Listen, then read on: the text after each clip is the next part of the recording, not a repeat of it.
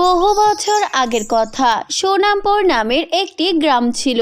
সেই গ্রামে ঈশিতা নামের একটি মেয়ে ছিল। ঈশিতার পরিবার অনেক গরিব ছিল। তার মা একদিন অনেক অসুস্থ হয়ে পড়ে। তার মায়ের এমন অসুস্থতা দেখে ঈশিতা অনেক কান্না করতে থাকে। তার বাবা মাঠে কাজ করছিল। ঈশিতা দৌড়ে তার বাবার কাছে যায় আর বলে, বাবা, মায়ের খুব শরীর খারাপ করছে, তুমি তাড়াতাড়ি বাড়িতে এসো। হ্যাঁ, তাড়াতাড়ি চল।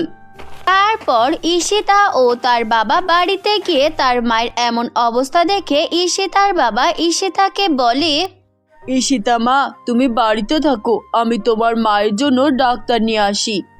তারপর তার বাবা ডাক্তার আনতে ঘর থেকে বের হয়ে যায়। আর যখন সে রাস্তা দিয়ে হাঁটতে থাকে ঠিক তখনই তাকে একটা গাড়ি এসে ধাক্কা দিয়ে মাটিতে ফেলে দেয়। আর ঈশিতার বাবা মাটিতে পড়ে সেখানেই মারা যায়। তখন গ্রামের লোকেরা তার বাবাকে বাড়িতে নিয়ে আসে এবং ঈশিতা ও তার মা এটা দেখে অনেক হতাশ হয়ে যায়। আর কাঁদতে কাঁদতে ঈশিতার মা বলে, এখন আমাদের কি হবে? আমাদের সংসার এখন কিভাবে চলবে? তখন ঈশিতা বলে, মা, তুমি চিন্তা করো না, দেখবে কিছু একটা ব্যবস্থা হয়ে যাবে। কি ব্যবস্থা হবে শুনি? আমার শরীরটাও তো এত ভালো নেই যা আমি অন্যের বাড়িতে গিয়ে কাজ করে সংসার চালাবো। আর তুই তো এখনো অনেক ছোট, তাই তুইও তো কিছুই করতে পারবি না। মা, তোমায় কিচ্ছু করতে হবে না, আমি বরং শহরে চলে যাই। সেখানে আমি আমার কাকিমায়ের সাথে থাকবো আর তাদের ওখান থেকেই কাজ খুঁজবো। যদি কোনো কাজ পেয়ে যাই আর যদি কাজ পাই তাহলে সেই টাকা দিয়ে আমাদের সংসার ভালো করে চলে যাবে। আচ্ছা ঠিক আছে, তাহলে তুই তোর কাকিমার বাড়িতে চলে যা আর সেখানে গিয়ে কিছু একটা ব্যবস্থা কর। আচ্ছা মা, ঠিক আছে, তাহলে কাল সকালেই আমি চলে যাব। পরের দিন সকালে ঈশিতা ঘুম থেকে উঠে তার মাকে বিদায় জানিয়ে তার ব্যাগগুলো গুছিয়ে শহরের দিকে রওনা দিল। কিছু দূর যাওয়ার পর ঈশিতা অনেক ক্লান্ত হয়ে গেল আর তাই সে একটা কুয়ার কাছে এসে বসলো। আর সেই কুয়ার কাছে এসে তার ব্যাগ থেকে 3টা রুটি বের করলো আর রুটি 3টে দেখে সে বলতে লাগলো, একটি খাবো, দুটি খাবো, 3 জনকে একসাথে খাবো। ঈশিতা 3বার এই কথাটি বলতে লাগলো। আর সেই কুয়োর ভেতরে ছিল 3টি পরী। আর ঈশিতার এমন কথা শুনে পরীরা অনেক ভয় পেয়ে গেল। আর একটা পরী অন্য পরীকে বলতে লাগলো, শুনেছিস মেয়েটি কি বলছে? আমাদের নাকি সে খেয়ে ফেলবে। চল উপরে উঠে সেই মেয়ের কাছে ক্ষমা চেয়ে নেই, না হলে আমাদের আর রক্ষা নেই। তারপর 3 জন পরী একসাথে উপরে উঠে এলো। আর এটা দেখে ঈশিতা অনেক ভয় পেয়ে গেল। ঈশিতা কিছু বলার আগেই একটি পরী বলে ওঠে, দয়া করে আমাদেরকে ছেড়ে দাও, আর তোমার যা লাগবে আমাদেরকে বলো, আমরা তোমাকে তাই দেব, তবুও আমাদেরকে তুমি খেও না।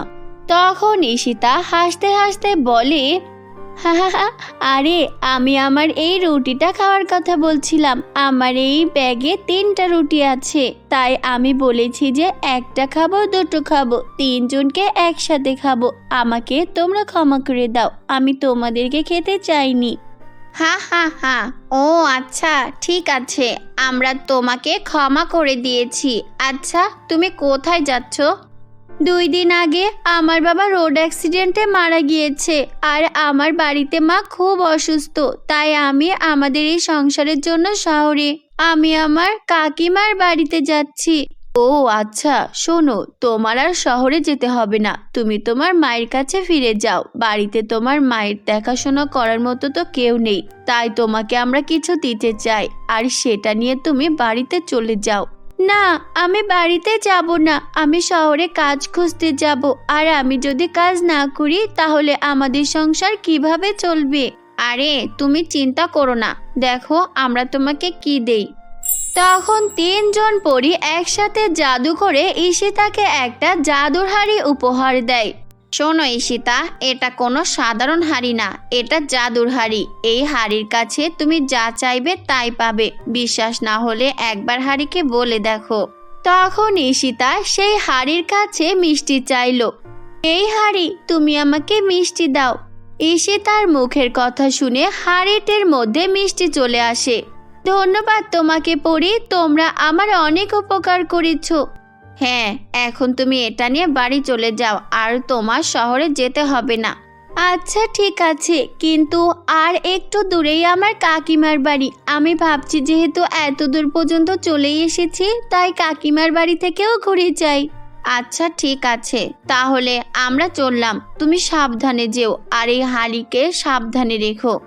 তারপর পরীগুলো কুয়ার ভেতরে চলে গেল, আর ঈশিতা হাঁড়িটির সাথে নিয়ে তার কাকিমার বাড়ির দিকে হাঁটতে থাকে। কিছুক্ষণ হাঁটার পর সে তার কাকিমায়ের বাড়িতে পৌঁছালো, আর ঈশিতা ঘরের বাইরে থেকে তার কাকিমাকে ডাকতে লাগলো, কাকিমা বাড়িতে আছো?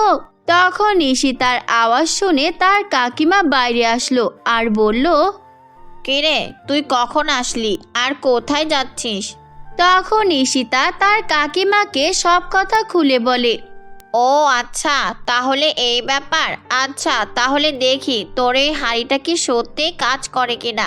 তখন ঈশিতা সেই হাঁড়ির কাছে পোলাও আর মাংস চাইলো। এই হাঁড়ি, তুমি আমাকে পোলাও আর মাংস দাও। তখনই জাদুর মতো সব খাবার হাঁড়ির ভেতর থেকে বের হয়ে আসলো, আর এটা দেখে ঈশিতার কাকিমায়ের মনে শয়তানি বুদ্ধি আসে। ঈশিতার কাকিমা মনে মনে ভাবলো এই হাঁড়িটা যে করেই হোক তাকে পেতেই হবে। আচ্ছা ঈশিতা মা, এখন ঘরে আয়, আর ঘরে এসে কিছুক্ষণ বিশ্রাম করে তারপর চলে যাস। তারপর ঈশিতা ঘরে এসে কিছুক্ষণ বিশ্রাম নিল, আর সেই সুযোগে ঈশিতার কাকিমা হাঁড়িটি পাল্টে দিল। আর যখন ঈশিতার ঘুম থেকে উঠল, তখন ঈশিতাকে তার কাকিমা বলে, কিরে ঈশিতা, এই হাঁড়ি তো দেখি এখন আর কোনো কাজ করছে না। তুই যখন ঘুমিয়েছিলি তখন আমি তোর জন্য হাঁড়ি থেকে খাবার চেয়েছিলাম, কিন্তু হাঁড়ি থেকে কিছুই আসলো না। বিশ্বাস না হলে তুই একবার চেষ্টা করে দেখ, নিশ্চয়ই পরীগুলো তোকে বোকা বানিয়েছে। কি বলো কাকিমা? আচ্ছা, আমি এখনই আবার সেই পরীর কাছে যাব।